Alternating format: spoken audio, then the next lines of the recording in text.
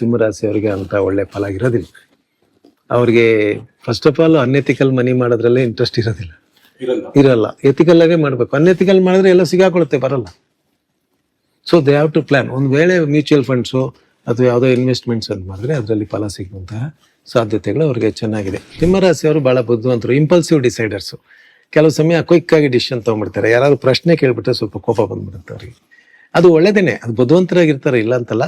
But ಈ ವರ್ಷ ಸಿಂಹರಾಶಿಯವರಿಗೆ 11ನೇ ಮನೆಯಲ್ಲಿ ಗುರು ಬರೋದ್ರಿಂದ ಖಂಡಿತ ವಿಶೇಷವಾದಂಥ ಫಲಗಳು. ಹೋದ ವರ್ಷ 10ನೇ ಮನೆಯಲ್ಲಿತ್ತು. 10ನೇ ಮನೆಯಲ್ಲಿದ್ರೆ ವ್ಯಾಪಾರದ ವಿಚಾರದಲ್ಲಿ ಇದ್ದಕ್ಕಂಥವ್ರಿಗೆ ಖರ್ಚು ಜಾಸ್ತಿ ಆಗುತ್ತಿತ್ತು. ಅಂದರೆ ಮೋರ್ ಎಕ್ಸ್ಪೆನ್ಸಸ್ ಲೆಸ್ ಇನ್ಕಮ್ ಥರ ಇತ್ತು. ಆದರೆ ಈ ವರ್ಷ ಖಂಡಿತ ಹಣಕಾಸಿನ ವಿಚಾರದಲ್ಲಿ ಯೋಚನೆ ಮಾಡ್ತಾ ಇದ್ದವರಿಗೆ ದುಡ್ಡು ಮಾತ್ರ ಅಲ್ಲ, ಹೆಸರು ಬರುತ್ತೆ, ಹಣಕಾಸು ಬರುತ್ತೆ ಅಂತ ಹೇಳ್ತೀವಿ. ವಿದ್ಯಾರ್ಥಿಗಳಿಗೆ ಮಿನಿಮಮ್ ಎಫರ್ಟ್ಗೆ ಮ್ಯಾಕ್ಸಿಮಮ್ ರಿಸಲ್ಟ್ಸ್ ಸಿಗುವಂತಹ ವರ್ಷ.